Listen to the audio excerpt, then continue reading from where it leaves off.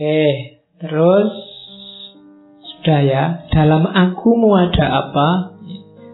Ini sebelum tindakan, sebelum keluar jadi tindakan, ingat-ingat dalam dirimu ada, kalau bahasanya Alport ada trait, habit, attitude, type. Psikologinya Alport ini sering disebut psychology of trait. Trait ini definisi mudahnya adalah sifat. Misalnya orang Indonesia itu ramah-ramah loh, itu sifat. Tetanggaku pemarah, itu sifat. Pacarku itu sabar banget, itu sifat.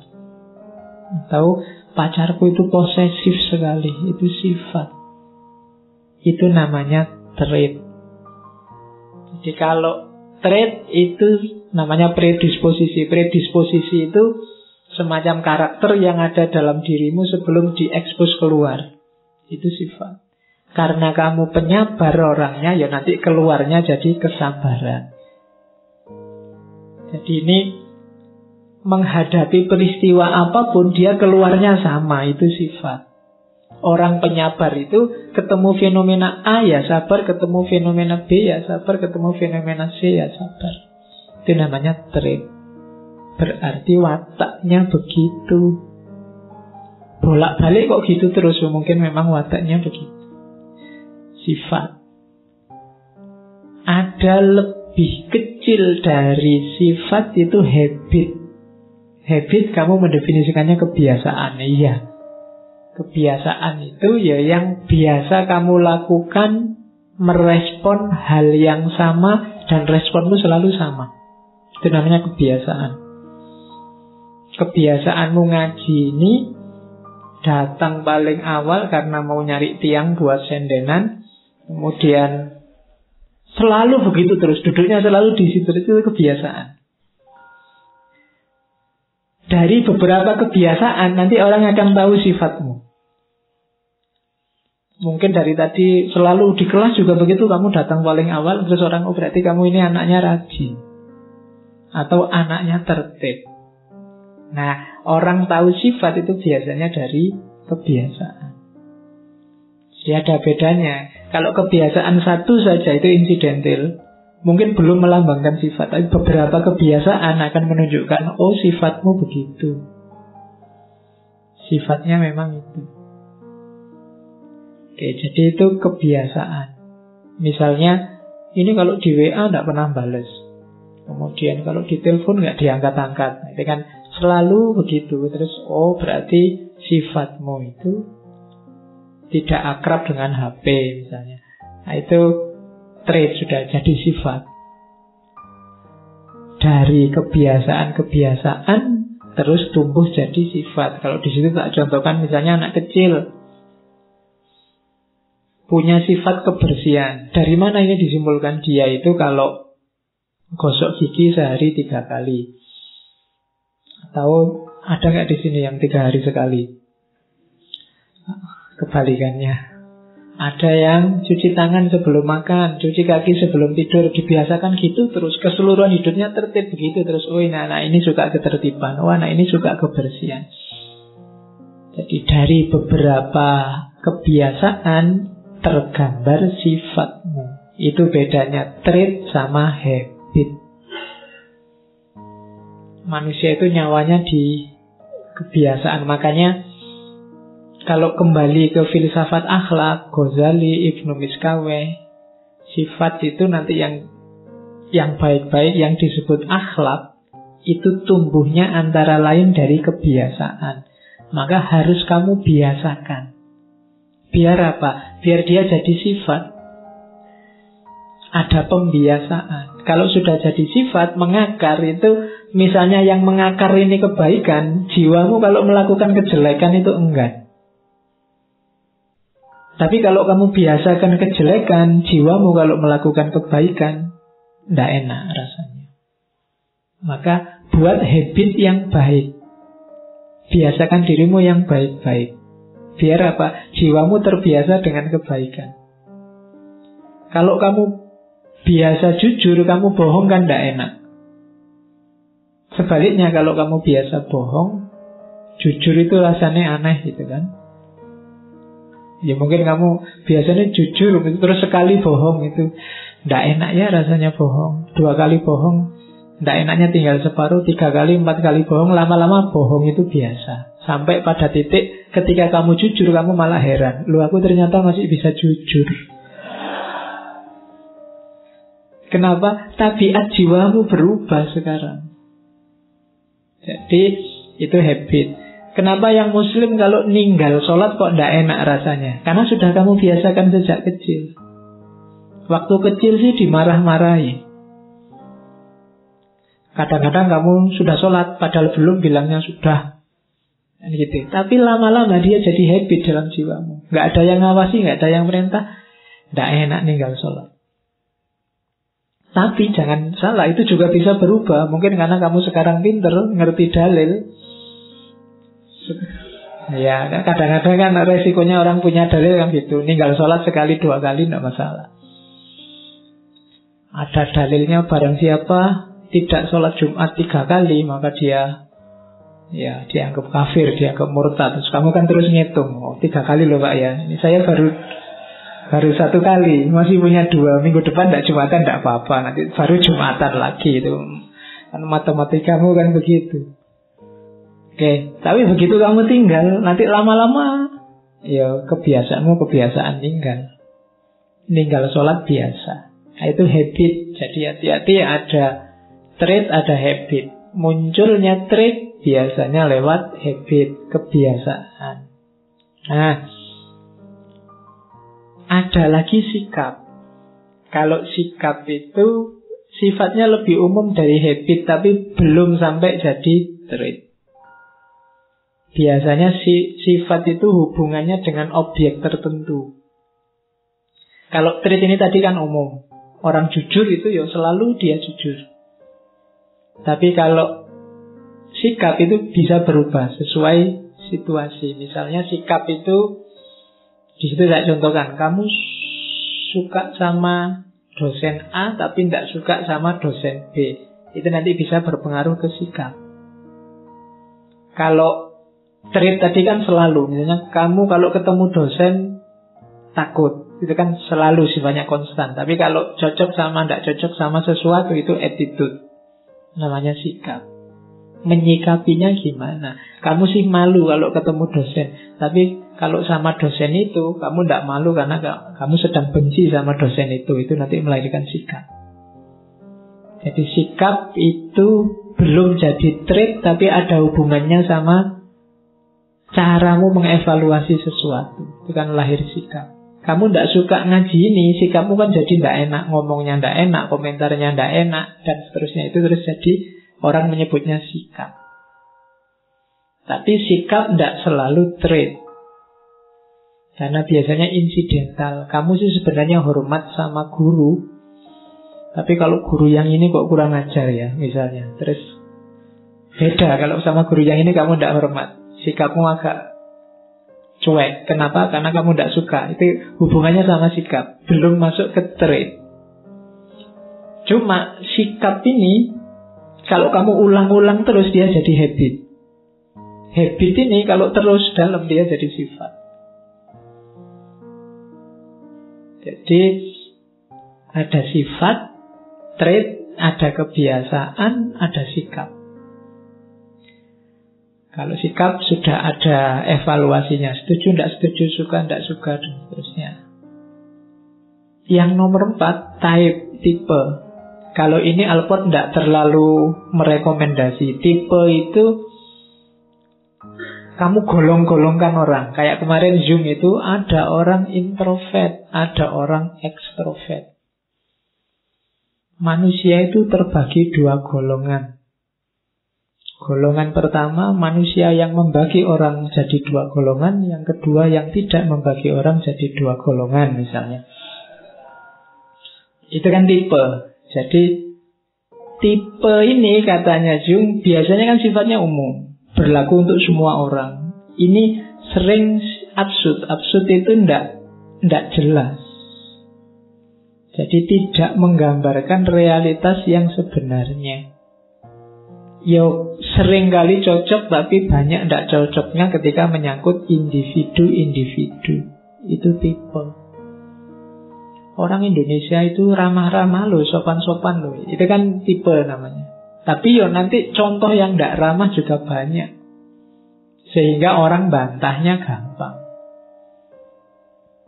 Misalnya orang introvert itu tidak suka gini-gini loh, itu bantahnya gampang. Cari orang yang introvert, tunjuk kelakuannya yang berlawanan dengan teori tadi, bisa ketemu. Orang introvert itu tidak suka loh ngobrol bareng-bareng. Lah itu katanya introvert, sekarang ketawa-ketawa bareng-bareng. Itu bisa. Paling nanti teorinya ganti, oh kalau gitu dia ekstrovert. Loh ekstrovert gimana? Nanti kalau dia dalam situasi yang lain pendiam kok misalnya. Itu kan susah kalau tipe. Selalu ada pengecualiannya. Jadi kamu menggolongkan apapun, pengecualiannya ada. Karena realitas itu kompleks, sifatnya individual. Bahkan individu yang sama dulu cocok, sekarang tidak cocok. Dulu orangnya introvert, sekarang dia ekstrovert. Dulu tidak banyak omong, sekarang omongannya banyak. Dulu pendiam, sekarang cerewet. Atau orangnya sih pendiam, tidak pernah kemana-mana, tidak pernah keluar, tapi sekali posting misalnya, cerewetnya di medsos. Nah, itu kan susah sekarang tipe. Jadi yang keempat ini katanya Alport, ya boleh sih kita mentipologi, memudahkan pemahaman, tapi seringkali tidak cukup untuk memahami seseorang. 4 ini karakter dirimu. Perhatikan traitmu, sifatmu, sumbernya apa, kebiasaan-kebiasaanmu, termasuk sikapmu menyikapi sesuatu yang sifatnya evaluatif, dan juga tipemu. Ini namanya predisposisi. Sebelum kamu eksis sebagai dirimu tadi, dalam proprium tadi, kamu punya modal ini dalam dirimu. Terus sifat tadi ada 2 jenisnya. Ada nomothetic trait sama morphological trait. Nomothetic trait itu trait umum, kalau morphological trait, trait individual. Sifat-sifat umum sama sifat-sifat individual. Ini penjelasannya mudah. Yang umum itu yang kamu miliki sebagai kelompok-kelompok sosial, kelompok-kelompok budaya. Misalnya orang Jawa itu cenderung kalau ngomong lembut misalnya, itu trait umum. Orang Jawa itu mengedepankan harmoni, itu trait-trait umum. Kalau orang Batak misalnya lebih tegas misalnya. Nah ini trait umum, biasanya dimiliki secara kelompok. Ya kayak tadi loh, orang Indonesia itu ramah misalnya, dan murah senyum misalnya. Kalau ramah mungkin harus diperdebatkan, tapi murah senyum mungkin ya, orang Indonesia itu murah senyum. Kalau ada bule datang ketemu senyum, bule ngapain aja senyum. Kenapa ndak iso bahasa Inggris? Ada tamu dari luar negeri pokoknya senyum aja, ndak bisa ngomong Inggris. Bulenya ngomong apa dijawab senyum. Akhirnya bulenya terpesona, wah orang Indonesia ini murah senyum. Oke. Jadi trait umum itu perilaku yang dimiliki secara komunal, dimiliki bersama. Nanti ada yang khusus, namanya trait individual, karakter individumu. Apa individual sama umum ini beda Pak? Enggak. Individual itu ya juga munculnya dari umum, karena kamu membangun dirimu itu kan sesuai lingkungan sekelilingmu. Hanya saja spesifik dirimu. Misalnya saya orang Jawa, harusnya punya kelembutan Jawa, cuma kelembutan gayaku itu beda sama kelembutan gaya Jawa yang lain.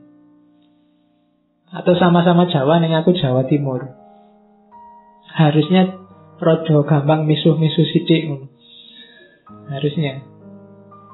Cuma mungkin versiku agak beda, karena saya lama di Jogja, itu individual.